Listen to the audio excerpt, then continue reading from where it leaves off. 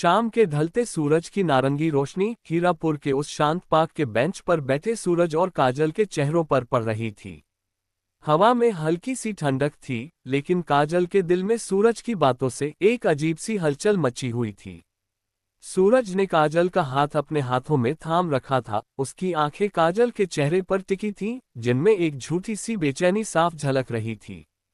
सूरज ने काजल के हाथ को थोड़ा और दबाते हुए बेहद संजीदगी से कहा, काजल यार, हमारे रिलेशनशिप को इतना टाइम हो गया है। मैं अब तुम्हारे बिना एक पल भी नहीं रह सकता। हमें अब शादी कर लेनी चाहिए। काजल ने शर्माते हुए अपनी पलकें झुका ली, पर अगले ही पल उसके चेहरे पर थोड़ी चिंता की लकीरें उभर आईं। उसने धीरे से अपना हाथ खींचा और सूरज की आंखों में देखते हुए बोली, सूरज, मैं भी तुमसे बहुत प्यार करती हूँ, पर शादी, मुझे पहले अपने माता पिता से बात करनी होगी। उनके बिना मैं ऐसा कोई फैसला नहीं ले सकती। सूरज के चेहरे के भाव एक सेकंड के लिए बदले, फिर उसने तुरंत खुद को संभाला और थोड़ा और करीब आते हुए बोला, अरे यार, तुम अभी अपने माता पिता से बिल्कुल भी बातचीत मत करो। वो लोग अभी कभी नहीं मानेंगे, फालतू में हमारे बीच प्रॉब्लम्स खड़ी कर देंगे। एक काम करते हैं, हम दोनों चुपके से कोर्ट मैरिज कर लेते हैं। फिर बाद में जब सब ठीक हो जाएगा, तो हम घर वालों को बता देंगे कि हम एक दूसरे को पसंद करते हैं और शादी कर चुके हैं। सिंपल। काजल का दिल ये सुनकर जोर से धड़कने लगा। उसने झटके से अपना सिर नीचे किया और साफ मना करते हुए बोली, नहीं सूरज, माँ कोर्ट मैरिज तो बिल्कुल नहीं कर सकती। एक लड़की के बहुत सारे अरमान होते हैं। मैं शादी करूंगी सो पूरे रीति रिवाजों के साथ मंडप में ही करूंगी। सूरज ने कुछ सेकंड के लिए गहरी सोच में डूबने का नाटक किया, जैसे वह उसकी जिद के आगे झुक रहा हो। उसने एक लंबी सांस ली और मुस्कुराते हुए कहा, चलो बाबा, तुम्हारी यह जिद भी मंजूर है। मंडप नहीं तो क्या हुआ, मैं तुमसे किसी बड़े मंदिर में पूरी रस्मों के साथ शादी कर लेता हूँ। सिंदूर फेरे सब होंगे, फिर बाद में आराम से घर पर बता देंगे, इसमें क्या प्रॉब्लम है। सूरज की इस बात ने काजल का दिल जीत लिया। उसे लगा कि सूरज उसकी कितनी इज्जत करता है। वह खुश हो गई और उसने मंदिर में शादी के लिए हाँ कह दी। अगले ही हफ्ते एक सुनसान से मंदिर में भगवान को साक्षी मानकर सूरज ने काजल की मांग में सिंदूर भर दिया और उसे अपनी पत्नी बना लिया। शादी के बाद का वो पहला महीना किसी जादुई सपने जैसा गुजरा। सूरज काजल पर बेइंतहा प्यार लुटाता था, उसे घुमाने ले जाता था और दोनों बेहद खुश थे। लेकिन जैसे ही शादी को एक महीना पूरा हुआ, सूरज का बर्ताव धीरे धीरे बदलने लगा। वह छोटी छोटी बातों पर चिढ़ने लगा और काजल से बेवजह लड़ने लगा। कभी खाने में कमी निकालता तो कभी काजल के सीधे साधे सवालों पर भी भड़क जाता। काजल बेचारी इस अचानक आए बदलाव से परेशान हो जाती, पर वह सूरज से इतना प्यार करती थी कि उसने इसे सूरज का वर्क स्ट्रेस समझा और उस पर कोई शक नहीं किया। पर बात यही नहीं रुकी। अब सूरज अक्सर रात रात भर घर से बाहर रहने लगा था।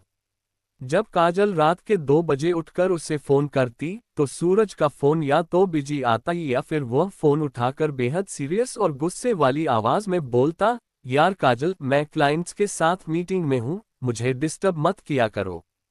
और फोन काट देता। काजल बिस्तर पर अकेली बैठी आंसू बहाती रह जाती। एक सुबह जब काजल रसोई में चाय बना रही थी, सूरज ने चुपचाप अपना बैग पैक किया। लेकिन भागने से पहले उसने एक बहुत ही शातिराना काम किया।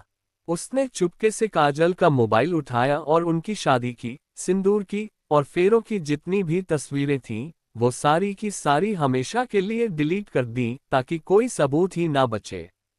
इसके बाद उसने काजल से बिना एक शब्द कहे घर का दरवाजा बाहर से बंद कर दिया और वहां से रफूचक्कर हो गया। काजल ने शाम की ढलती रोशनी में खिड़की के पास बैठकर 100 बार प्रयास किया, लेकिन सूरज का फोन हमेशा के लिए बंद हो चुका था। वह सूने मकान में अकेले रोती रही, इस बात से पूरी तरह अनजान कि सूरज हीरापुर के ही एक दूसरे कोने में किसी नए शिकार की तलाश में था। सूरज ने अपना पुराना सिम कार्ड फेंक दिया था और एक नया नंबर चालू कर चुका था। अब उसका नया ठिकाना था हीरापुर का मधुलिका प्लेस इलाका, जहां वह पटना की रहने वाली नंदनी से मिल रहा था। नंदनी हीरापुर में सिविल सर्विसेज की तैयारी करने आई थी, बेमासूम और सीधी सादी सी लड़की थी। उसने उसे अपनी चिकनी चुपड़ी बातों के जाल फंसा लिया था।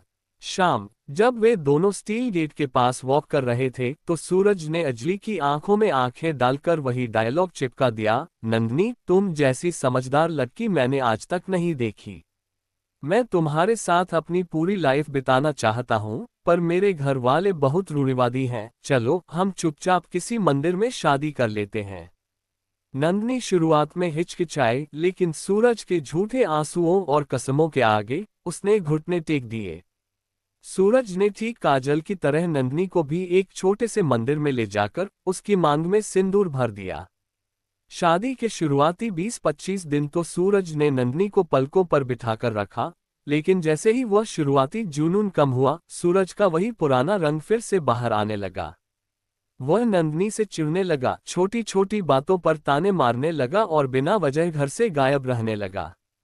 एक रात करीब 2:30 बजे नंदनी की आंख खुली। उसने देखा कि सूरज बेड पर नहीं था। वह दबे पांव बालकनी की तरफ बढ़ी, जहां सूरज कड़कड़ाती ठंड में दीवार से सटकर खड़ा था। उसके हाथ में फोन था और वह बहुत ही धीमी फुसफुसाती आवाज में किसी से बात कर रहा था। सूरज फोन पर मुस्कुराते हुए कह रहा था, अरे जानू, मैं तुम्हें बहुत मिस कर रहा हूँ।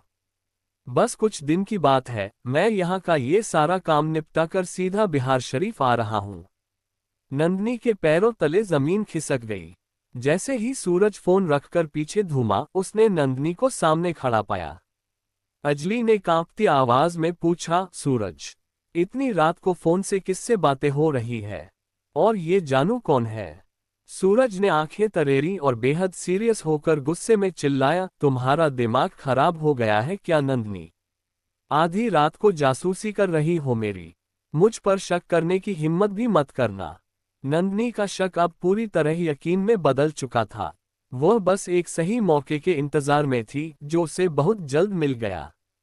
एक रविवार की सुबह सूरज अपना फोन बेड पर ही छोड़कर नहाने के लिए बाथरूम में चला गया। जैसे ही शावर चलने की आवाज आई, नंदनी ने चुपके से सूरज का फोन उठाया। उसने तुरंत अपने मोबाइल में व्हाट्सएप खोला और बेहद फुर्ती से सूरज के फोन का QR कोड स्कैन कर हैक करके उसका पूरा डेटा अपने मोबाइल में लिंक कर लिया है।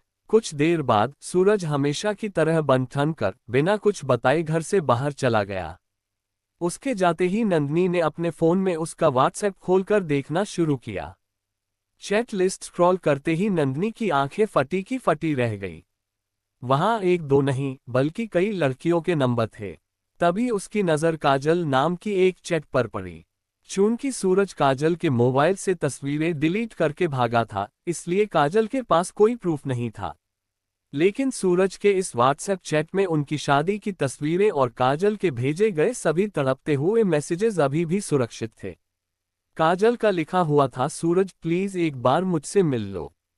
मुझे इस तरह अकेले तड़पता छोड़कर कहाँ चले गए तुम? मैसेज पढ़ते ही नंदनी को सब समझ में आ गया। चूंकि सभी नंबर सुरक्षित थे, जिस नंबर से काजल फोन की थी उसके नंबर पर रिप्लाई किया, बहन तुम कौन हो? मैं सूरज की पत्नी नंदनी बोल रही हूँ। सूरज ने मुझसे भी मंदिर में छुपाकर शादी की है और अब वह मुझे भी धोखा दे रहा है। उधर हीरापुर के दूसरे कोने में बैठी काजल जैसे ही यह मैसेज पढ़ती है, उसका पूरा शरीर कांपने लगता है। उसने तुरंत नंदनी को कॉल लगाया। दोनों लड़कियां फोन पर एक दूसरे से बात करने लगीं और फूट फूट कर रोने लगीं। रोते रोते नंदनी ने कहा, बहन अब रोने का वक्त नहीं है। इस कमीने को ऐसे खुला नहीं छोड़ा जा सकता। दोनों ने उसी वक्त मिलने का प्लान बनाया। अगले ही दिन हीरापुर के एक शांत कैफे में काजल और नंदनी की मुलाकात हुई। नंदनी के फोन में सूरज का व्हाट्सएप अभी भी लाइव चल रहा था, जिससे उन्हें सूरज की पल पल की लोकेशन का पता चल रहा था। दोनों ने मिलकर सूरज का चुपके से पीछा करना शुरू कर दिया। नंदनी के मोबाइल हैक की मदद से उन्हें पता चला कि सूरज आज मधुलिका प्लेस के एक बड़े रेस्टोरेंट में बिहार शरीफ की किसी तीसरी लड़की से मिलने आ रहा है। काजल और नंदनी बिल्कुल सही वक्त पर वहां पहुंच गईं। सूरज वहां एक टेबल पर बैठा एक नई लड़की का हाथ थामकर वही पुराने झूठे वादे दोहरा रहा था। जैसे ही उसने अपनी जेब से हाथ निकालकर उस लड़की की तरफ बाया, काजल और नंदनी ठीक उसके सामने जाकर खड़ी हो गईं। सूरज ने जैसे ही सामने उन दोनों को एक साथ देखा, उसके चेहरे की हवारियां उड़ गईं। वह अपनी सीट से खड़ा होने ही वाला था कि काजल ने बिना एक पल गंवाए आगे बढ़कर सूरज के गाल पर एक कसकर तमाचा जड़ दिया। इससे पहले कि सूरज कुछ समझ पाता, दूसरी तरफ से नंदनी ने भी उसके दूसरे गाल पर एक जोरदार चांटा मारा और गुस्से में बोली, कमीने, हम दोनों की जिंदगी बर्बाद करके अब इस मासूम लड़की की जिंदगी भी नरक बनाना चाहते हो। लेकिन तभी वह तीसरी लड़की अचानक काजल और नंदनी के आगे आकर खड़ी हो गई। उसने उन दोनों को पीछे धकेला और बेहद बदतमीजी से चिल्लाकर बोली, एक्सक्यूज मी, तुम दोनों की हिम्मत कैसे हुई मेरे बेबी पर हाथ उठाने की? कौन हो तुम दोनों? मेरा बेबी ऐसा कर ही नहीं सकता। तुम दोनों झूठ बोल रही हो, जलती हो तुम लोग हमारे प्यार से। वह लगातार बेबी बेबी करते हुए सूरज का बचाव कर रही थी। आखिरकार नंदनी ने अपना फोन निकाला, जिसमें सूरज का हैक किया हुआ काजल व उसकी शादी के सारे सबूत मौजूद थे। उसने वो तस्वीरें सीधे उस लड़की के चेहरे के सामने रख दी। जैसे ही उस तीसरी लड़की ने उन तस्वीरों में सूरज को दूल्हा बने और काजल नंदनी की मांग भरते देखा, उसका दिमाग पूरी तरह घूम गया। उसका बेबी का भूत एक सेकंड में उतर गया है। उस लड़की ने पलटकर सूरज को देखा, जिसकी नजरें अब जमीन से सटी हुई थीं। गुस्से से लाल होकर उस तीसरी लड़की ने अपनी सैंडल निकाली और सूरज के सिर पर दे मारी। फिर क्या था, तीनों लड़कियां एक हो गईं और उन्होंने मिलकर रेस्टोरेंट के बीचों बीच सूरज की ऐसी जबरदस्त धुनाई शुरू की कि देखने वाले देखते रह गए। सूरज फर्श पर गिरे और हाथ जोड़े बोल रहा था, मुझसे बहुत बड़ी गलती हो गई, प्लीज मुझे छोड़ दो। लेकिन तीनों लड़कियों ने गुस्से में उसकी तरफ देखा और कड़क आवाज में कहा, कमीने, अब तुम्हें कोई नहीं माफ करेगा। अब तो तुमको हम जेल का स्वाद चखाएंगे। तुम्हारी असली जगह वहीं है। उन्होंने तुरंत पुलिस को फोन कर दिया और उस शातिर शिकारी को उसके सही अंजाम तक पहुंचाया। दोस्तों, बात बिल्कुल साफ है। आजकल प्यार व्यार के नाम पर सिर्फ एक खेल चल रहा है। कुछ लड़के एक घरवाली और 4 बाहर वाली का चक्कर चलाकर खुद को बड़ा शातिर समझते हैं।